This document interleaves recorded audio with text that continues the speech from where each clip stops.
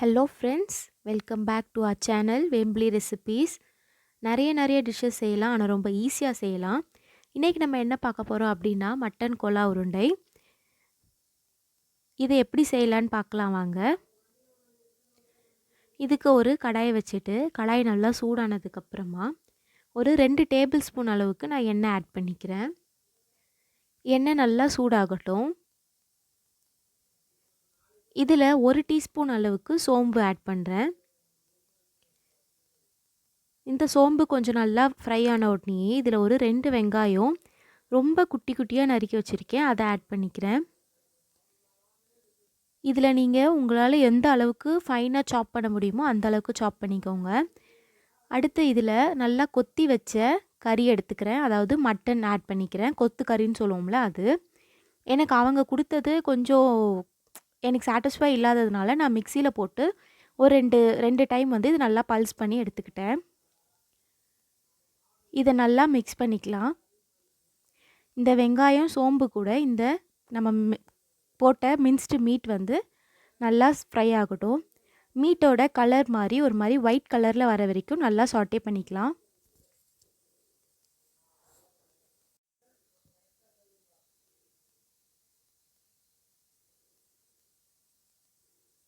இப்போ நல்லா சாட்டே பண்ணதுக்கப்புறமா ஒரு டீஸ்பூன் அளவுக்கு மஞ்சப்பொடி ஆட் பண்ணிக்கிறேன். இந்த மஞ்சப்பொடி ஆட் பண்ணிவிட்டு நல்லா எல்லாத்தோடையும் மிக்ஸ் பண்ணி விடுங்க. இந்த ஸ்டேஜில் நான் ஒரு டீஸ்பூன் அளவுக்கு மிளகு ஆட் பண்ணிக்கிறேன். இது ஆப்ஷனல் தான், உங்களுக்கு வேண்டாம் அப்படின்னா நீங்கள் ஆட் பண்ண வேண்டாம். இதில் நீங்கள் தனியா ஆட் பண்ணிக்கலாம், மிளகு ஆட் பண்ணிக்கலாம்.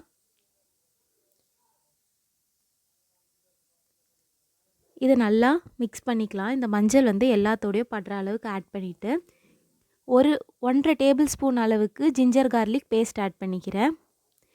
மட்டன் அப்படின்றதுனால நான் கொஞ்சம் ஜிஞ்சர் கார்லிக் பேஸ்ட் வந்து கொஞ்சம் எக்ஸ்ட்ராவே ஆட் பண்ணிக்கிறேன். நல்லா இஞ்சி பூண்டோட பச்சை வாசனை போகிற அளவுக்கு நல்லா வதக்கிடலாம். இப்போ நம்மளோட மீட்டில் எந்த தண்ணியுமே இல்லை. இந்த மாதிரி ட்ரையாக வந்ததுக்கப்புறம் ஒரு மிக்சி ஜாரில் மாற்றி நல்லா ஃபைனாக அரைச்சி எடுத்துடலாம். இதை அரைக்கிறதுக்கு முன்னாடி நம்ம என்ன ஆட் பண்ணிக்கலாம் அப்படின்னா, அந்த ஜாரில் ஒரு 3 ரெட் சில்லிஸ் எடுத்திருக்கேன். இது வந்து காஞ்ச மிளகாய். இதையும் நல்லா போட்டு மிக்ஸ் பண்ணி அரைச்சி எடுத்துக்கலாம். நம்ம இப்படி நல்லா ஃபைனாக அரைச்சி எடுத்துட்டோம். இதை நம்ம இப்போ உருண்டை பிடிக்கிறோம் அப்படின்னும் போது நம்மளால் உருண்டை பிடிக்க முடியாது. ஏன் அப்படின்னா அந்த மட்டனில் இருக்கிற மாய்ஸ்சர் வந்து நமக்கு உருண்டை வந்து கரெக்டான ஷேப்பில் வராது.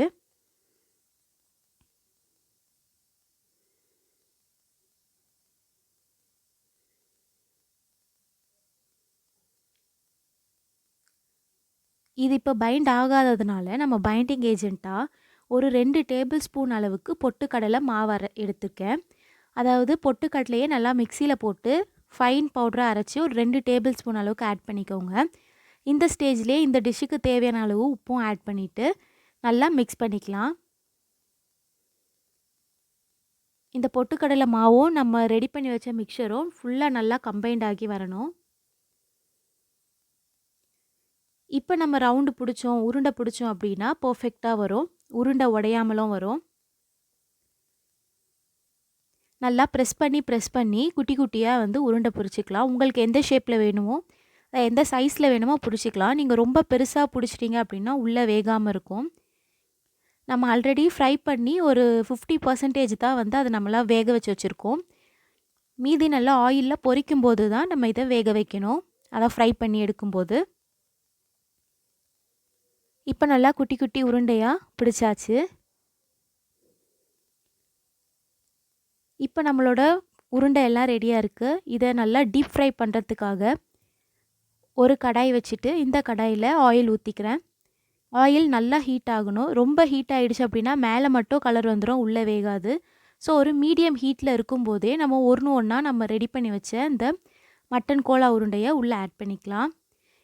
ஆட் பண்ணிவிட்டு நீங்கள் மிக்ஸ் பண்ணிகிட்டே இருங்க, இல்லை அப்படின்னா அடியில் அப்படியே ஒட்டிடும்.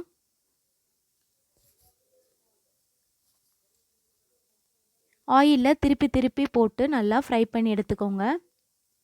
இந்த மாதிரி நல்லா கோல்டன் ப்ரௌன் ஆகிற வரைக்கும் ஃப்ரை பண்ணிக்கலாம். எல்லா பக்கமும் ஈவனாக குக் ஆகணும்.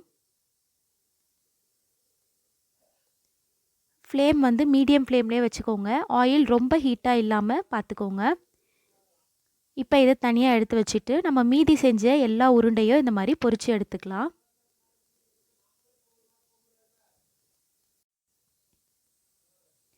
அதே மாதிரி எல்லா உருண்டையுமே நல்லா எல்லா பக்கமும் ஈவனாக ஃப்ரை ஆகிற அளவுக்கு ஃப்ரை பண்ணலாம்.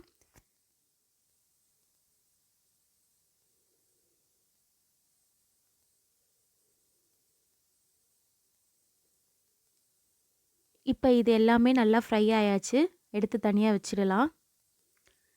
மீதி இருக்க எல்லாத்தையுமே ஃப்ரை பண்ணிட்டோம்னா அவ்வளோதான், நம்மளோட மட்டன் கோலா உருண்டை ஈஸியாக ரெடி ஆயாச்சு. இது வந்து நல்லா ஹாட்டாக இருக்கும்போதே சாப்பிட்டா சூப்பராக இருக்கும். இது கொஞ்சம் ஆறுனதுக்கப்புறம் சாப்பிட வேண்டாம். ஒரு மாதிரி உள்ள சாகி ஆன மாதிரி ஆகிடும். ஸோ நல்லா ஹாட்டாக இருக்கும்போதே வந்து சுட சுட எல்லாருக்குமே கொடுக்கலாம். இது எல்லா நான்வெஜ் பிரியர்கள் எல்லாருக்குமே வந்து மட்டன் கோலா உருண்டை ரொம்ப பிடிக்கும். இது நம்ம வீட்லேயே ஈஸியாக எப்படி செய்யலாம் அப்படின்னு சொல்லி இன்றைக்கி நம்ம பார்த்துருக்கோம். இந்த ரெசிபி உங்களுக்கு பிடிச்சா மறக்காமல் லைக் பண்ணுங்கள், கமெண்ட் பண்ணுங்கள், வேம்புலி ரெசிபீஸை சப்ஸ்கிரைப் பண்ணுங்கள் அண்ட் உங்கள் ஃப்ரெண்ட்ஸ் எல்லாருக்குமே ஷேர் பண்ணுங்கள்.